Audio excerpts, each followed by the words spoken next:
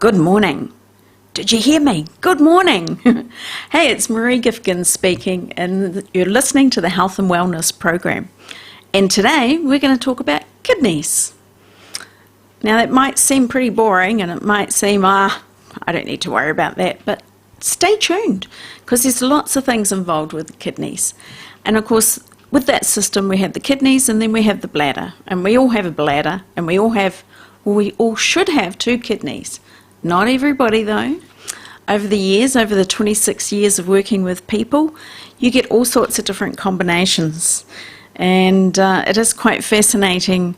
I remember, and it was in Charleville in the outbacks of Australia when I was living there for about 3 years. I had a lady come in, and I was taking her medical details, and I can't remember what she came in for actually. Might have been back pain or something, or knee pain, and then she goes, and by the way, I've got 3 kidneys. And I looked at her and I said, wow, that's clever. And she goes, yeah, not good though. And I said, oh, really? She goes, no, my life hasn't been very easy. I've been quite ill with having 3 kidneys. And you just don't think about it. You just think, oh, well, she's got 3. She's got a spare one. Well, she'd be super well, But no, it's actually draining too much of the nutrients and stuff out of the body, and she's always been not so well.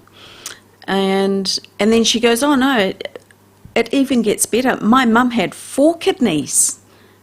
And I was like, really? Never heard of that one before. Apparently one of them was just a stub and it hadn't completely grown, but her mum never kept well either. Interesting, eh? And then I said to her, why don't the doctors take out one of your kidneys and give it to somebody else? And then your health will be better, somebody else's health will be better. And this lady's about 45. And she just looked at me and she goes, what a good idea. Why didn't they think of that? And I'm like, yeah, you got a spare one. You don't need that many. We can survive on 1 kidney. Okay, so, if you got something wrong with 1 kidney, or for some reason it had to be taken out, or it was damaged, or some infection, you can survive on 1 kidney. So I've even had people come in and they go, by the way, it probably doesn't make any difference, but I've only got 1 kidney. And you look at them and say, did you have an operation, or was there an injury? And they go, oh no, I was only born with 1 kidney. There's a stump there, but it never fully grew. And it's like, okay, well, how's your health?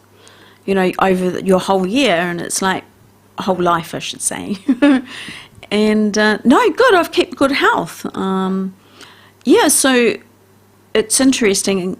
Sometimes if you've only got 1 kidney, you do have to look after yourself, because as you get older, there's more strain on that 1 kidney, because you've got the other one to get you by.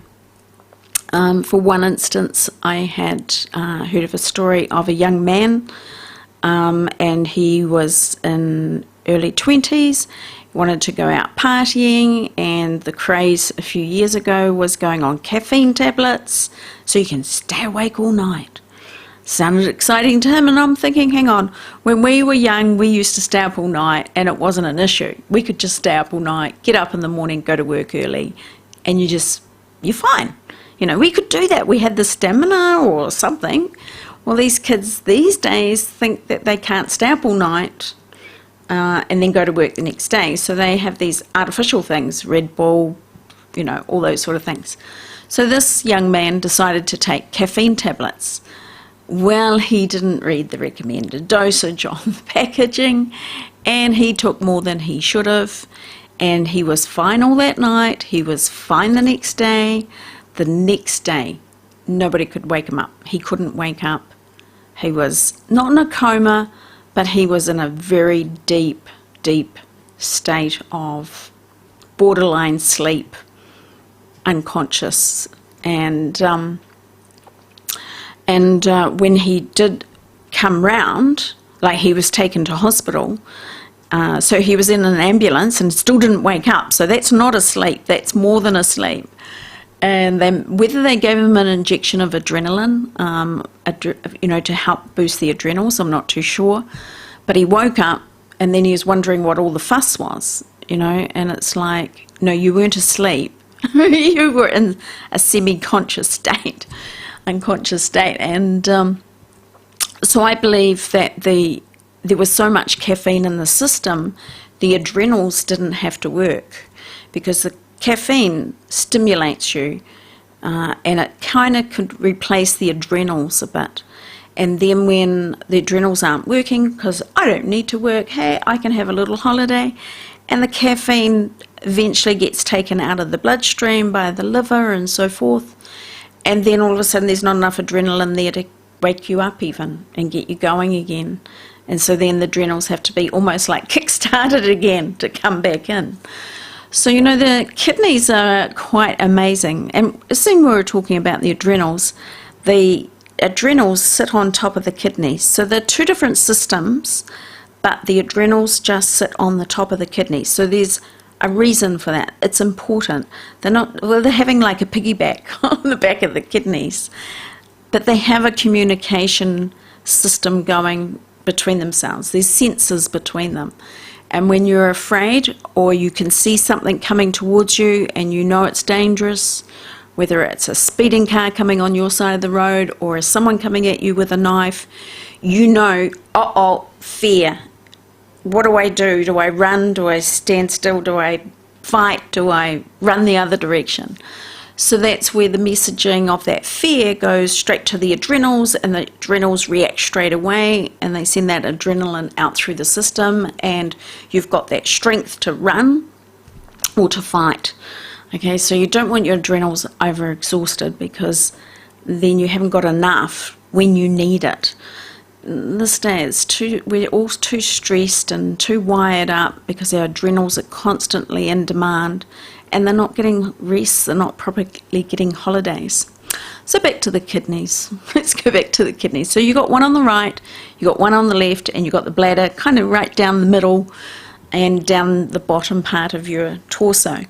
Now the kidneys are sort of, if you feel your ribs at the back, right where the last rib is around where both kidneys are, the right and the left. And the right one is down a little bit lower than the left one due to the space that the liver takes up. So they're sort of mid-back, and they're just a little bit closer to the spine than they are to the edge side of your body. And of course, kidneys, they filter your blood. That's the main purpose of the kidneys, is to filter your blood and take out all the poisons out of the blood, take out the acids out of the blood, take out all the bits and pieces, and then that goes to the bladder, and then we go to the toilet, and away it goes. So then the blood becomes cleaner, and then it can circulate and keep us well. So if the kidneys start having trouble, or you get infections in the kidneys, now you can get bacteria infections, you can get viral infections in the kidneys, you can get it in one, you can get it in the bladder first, and if you ignore it, it can go up into a kidney. Then you're in real trouble, because you're really not feeling very well. You can have fevers, you can be feeling nauseous, you can not sleep very well. Quite often I've noticed with people, it's the not going to sleep first part of the night where your brain just won't shut down. Quite often that's connected to the kidneys, not always of course, but can be connected to MSG actually. If you've had a feed of Chinese or something that has the MSG in it, that can keep the brain just won't shut down very easily, but it can also be attributed to the kidneys. So you can get bladder infections, you can get, then if it hangs around, it can go up into a kidney, and then you can get the pain in your lower back or in the mid back, and people can get quite confused and they think they have back pain, and I'll ask them, you know, when they come and see me, whereabouts is your pain in your back, and they'll point to it, and I'll go, that could be kidneys. So then I'll do a little bit of reflexology and work the reflex points on the feet that correspond to the kidneys. So the kidneys and where the spine is quite different parts of the foot. So then if one is sore and the other one's not, then I know what I'm dealing with, whether it's the kidney or the spine. Or sometimes they're both sore and they just think that they've got back pain, but they've actually got a kidney issue as well, whether it's just not working very well, or there's a slight low-grade infection in there, or they've just got a whole lot of fears going on because life is hard. So then once you address both issues, you know, that back pain's gone and they can move on with life. So, you know, emotions will hit the kidneys as well, and as society, as a country, as the world, we're really taking a big hit on our kidneys with this last year and this year, and probably next year too. And how does that work? So the emotion that goes with the kidneys is fear, apprehension, nervousness. So we have quite a lot of fears going on. There's the known fear of COVID. We know about it. It's lurking around, trying to get its nasty claws into our country. We know the stories of all the other countries. Can imagine what those people are going through, and just whether they're going to get the infection or not, or how their body's going to react to it. But it's also all that day-to-day living of, have I still got a job? How am I going to pay my bills? Is my accommodation going to go up? Are all the costs of the food going to go up? Is the medical care going to get worse? Are there going to be doctors and nurses around, or are they all going to disappear with the infections and they can't exist anymore? You know, there's a lot going on, politics and everything. So there's so much fear of the known of COVID, but it's that unknown fear as well of what's going to happen in the future, what is going to be that, the adverse reactions going on with everything that's happening. So our kidneys are really taking quite a hit. So be nice to your kidneys. You know, thank them. Acknowledge them. If you can't feel them, that's great. Everything's kind of doing really well. But once you start to get some symptoms, it's like, or you've got pain in the morning when you wake up before you get out of bed. If you've got a little bit of pain there in that midsection, the kidneys, again, might be full and you're ready to go to the toilet, but there still shouldn't be any pain there. And if there's pain, then you need to start addressing your kidneys. How do you do that? You need to strengthen them. You need to clean them out and get them working again. It's like plumbing, you know, if we have the pipes are starting to get clogged and the water's not draining away well, you know, we never like that. We don't live with that for very long, do we? We get somebody in to give them a good shove and clear the blockage, and away we go. If only that was so easy with us. So the kidneys do need a bit of a clean out sometimes. So I can hear you saying, well, come on, Maree, tell us what to do. All right, so there's a few different options that you have. So the easiest ones, and we're just probably getting to the end of our sweet corn session. We've got fresh sweet corn and the silk, corn silk on the top, you know, the yellow hair stuff. The brown stuff at the top is dried, that's no good, cut that off. But the yellow corn silk, the hair, you can put that in a teapot, put boiling water on it, let it sit for 5 minutes, strain it and drink it. So it's very good for the kidneys. It's a good tonic for the kidneys. It'll help clear them out a little bit, and it doesn't taste too bad. Okay, so that's a good one. So when you get corn, save the corn silk and drink it that night or in the morning to give your kidneys a little bit of a pickup. If you've got an issue, you'd need to do it a couple of times a day for a while. The other thing that you can do is parsley tea. So if you've got any parsley in the garden, or you can get it from the supermarket, parsley tea is good for the kidneys. There's a bit of iron in there as well, so it gives you a little bit of a top up with a couple of other nutrients. But again, you just get a handful, put it in the teapot, put boiling water. It's not difficult, just you've got to do it. Okay, rinse it first. If it's in the garden, there might be some aphids or whatever on them. Give them a rinse, shake the water off, put them in the teapot, boiling water, let it sit for 5 minutes, strain it and drink it. Again, it doesn't taste too bad at all. It's quite a nice flavour. I think so. Most people think so too, but you've got to try it. Again, if you've got a bit of fluid retention or you think your kidneys are struggling, you want at least 2 cups a day. 1 cup a day is like management. 2 cups will do a little bit more. And you know, initially you might get, your urine might be a little bit darker in colour, and that's just the body clearing out. It's got a chance to be able to clean out some old gunk. Or it might be a little bit more smellier. There might be more smell. And again, it's better out than in. You know, your body's doing a bit of a clean out. It's letting it go. So they're nice, easy, very cheap things that you can do for your kidneys. The other things, because it is quite hard to get good supplements that will boost the kidneys. Even I, as a therapist, you know, there's not that many products that you can go to. So I have some favourites that I always go to, and one is Nature Sunshine, and it's the letter K. So K stands for kidneys. Okay, so this has got herbs in there that target the kidney to clean it out and strengthen it. Okay, so that's what K is for, is to tone it up, clean it out, strengthen it. Okay, there's another one, Nature Sunshine product. You can get them from the health shop. Is JPX, and that one is more if you think you've got an infection, or you know you've got an infection, and maybe you've tried antibiotics, or you're not too keen on going to the antibiotics, or it's the beginning of something and you want to try something before it gets really bad. Better to try it right at the beginning than halfway through. It's very hard to come back once the infection is full blown. You're not feeling well, you've got a fever, you've got pain, you've got burning when the urine's coming out.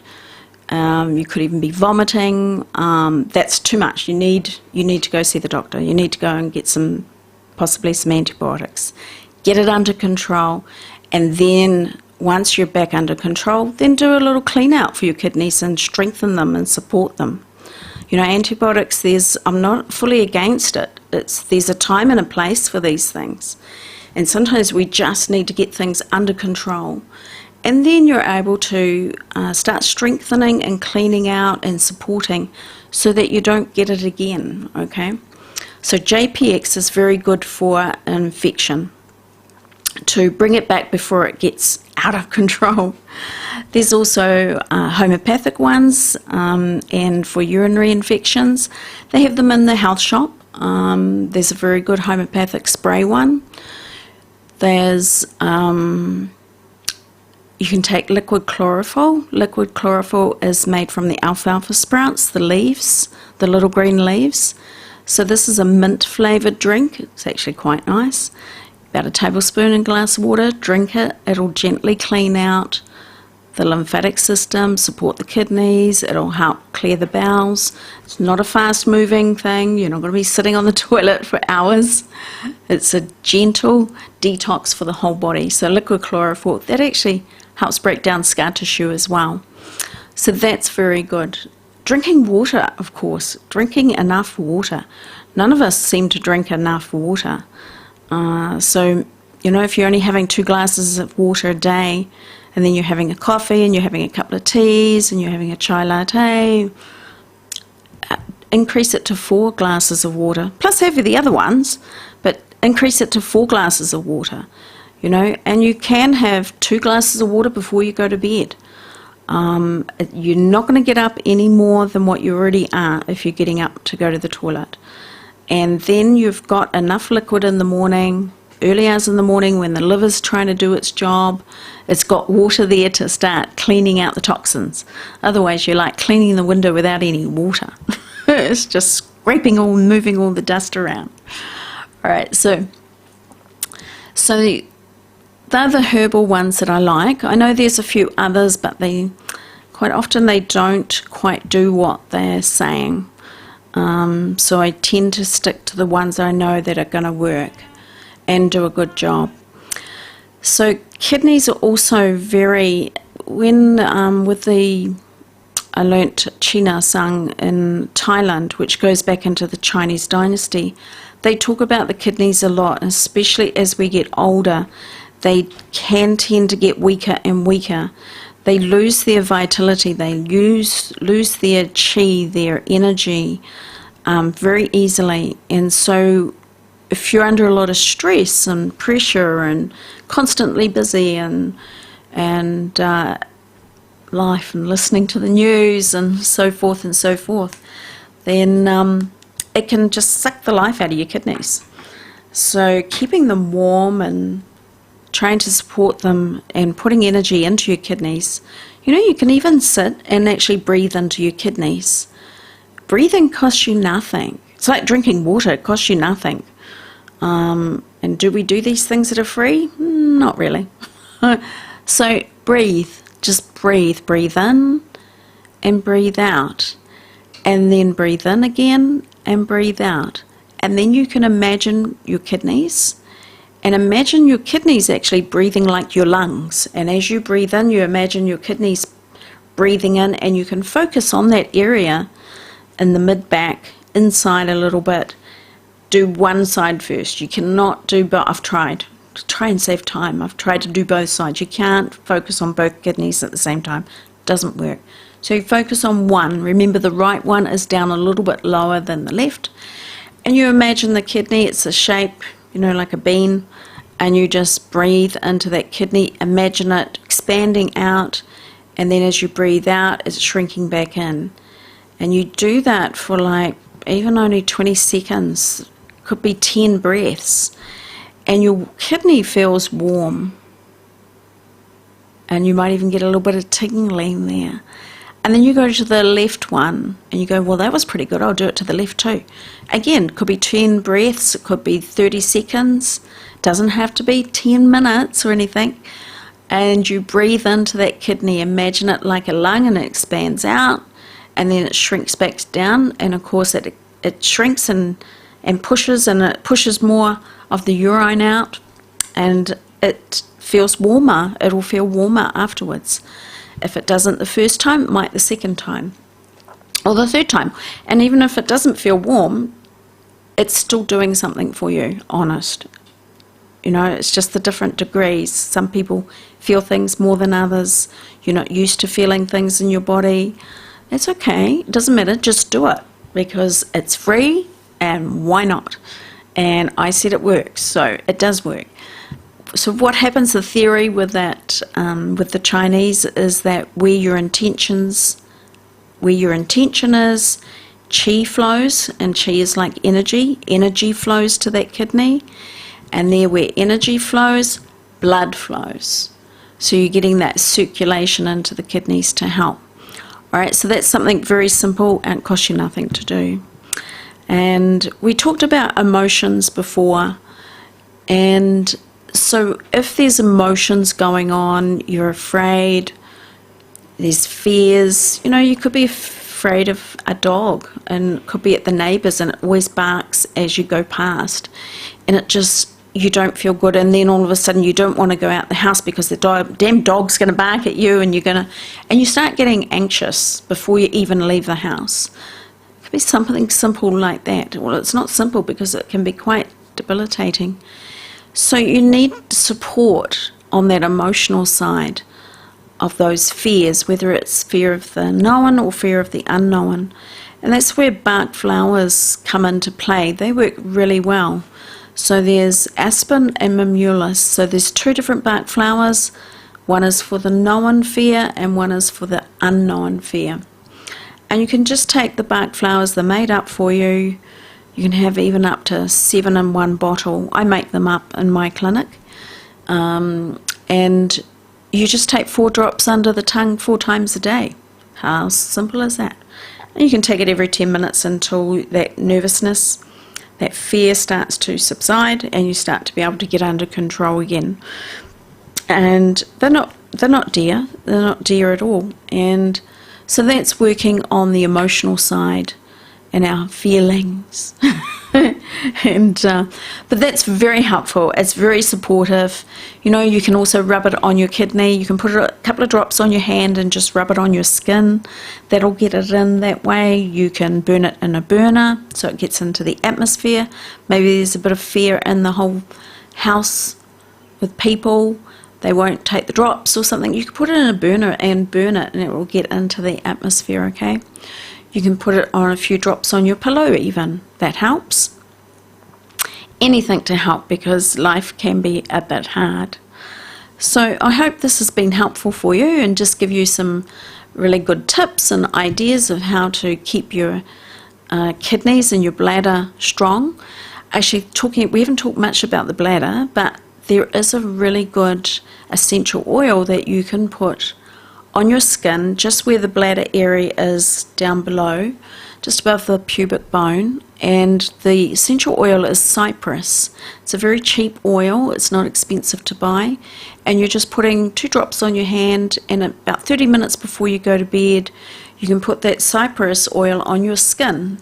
It's not a burning one, and the cypress will go in, and how that works is sometimes we get, the medical terms are really spastic sometimes. They call it like a spastic bladder or idiotic bladder, and what it actually means is that the nerves are too sensitive, they're agitated, they are touchy, and the nerves can make you get up and go to the toilet twice in the night, 3 times in the night, 4 times even, I've heard of. And so, or you've got, what do they call them, like a Woolworths bladder or a cheap warehouse bladder. There's those slangs that we have to describe our bladder's not very strong, it's weak. So we need to, every hour, and need to know where the next toilet's going to be, where is it, here, there. And so you can't hold a lot in there. Quite often, it's not always, but it's quite often the nerves are too sensitive and they're touchy and they get activated, and then you think you need to go to the toilet, but there's not a lot there, and then an hour later it's another little bit. It's actually the nerves are unsettled and they're not relaxed, they're not calm, and so the cypress works very well for that, for calming those nerves down. It's just the body absorbs what it needs. So if you're quite bad, you might want to do it twice a day, in the morning and at night, or just at night time. It might be just happening for you at night time. Alright, so I hope that's been helpful and you've taken on some tips. And if you're wanting to contact me, my name is Maree Gifkins and my phone number is 0272 495090, and I have a clinic in Hastings, and I'm here Tuesday, Wednesday and Thursday, and in Waipakarau Mondays and Fridays. I'll just repeat that phone number again, 0272 495090. Thank you for listening.